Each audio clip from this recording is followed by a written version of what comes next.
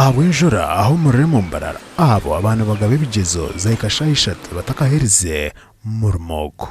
Abwenjureji bamwe ombakuru b'amashomero nabo mwanyogo babasa kwikaho cyerezi bitwa ba boda boda izoberi ryabashemeza.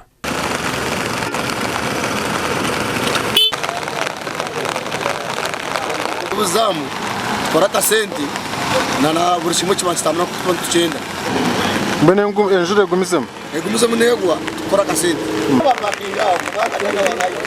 ibyo turinga baza kubitandika je konke imvura yaturabansamo ateye kugamba indeba zaba shayi bende cika na nitano kandi kizamurisha mu Rwanda zitaka shayisha zatere shayisha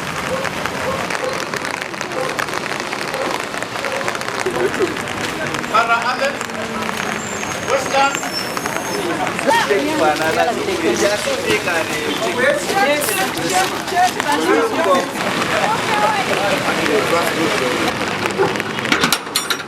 tumigabye era amasomero gonna gabiteye ibibuuzo bulungi era tetunafuna kizibu kyonna ku senta yonna.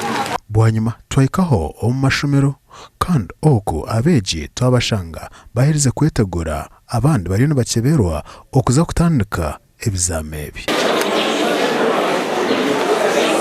Ebizamu twabitandikira ayiguru abuka abana bitu tubatebekanisize je ebyome bikozesa byona biroho cyo kurebera abana bona batayiro mu rumu kureka kugira ngo rizoba twateganisibwa hwenjura waranetera kimwe munonga konka itunka kuri Murandi secondary school ejo kushango muruti turije akazora konka cyo twabireta je kandi abantu n'abatanu kumbwira zire novunanzo bwanyu kuraba mbana mu bashuri umwana nawe kwakure bigezo umusenka weekend uje murebe urebe kwa progressinga umugarire munamani. Abeegi ba senior yakana okwetora ihanga lyona batandikana ekizamo kya physics practical kandi ebizamu ebi nibyo kuwa omukwezi ku 11 omwaka ogwo.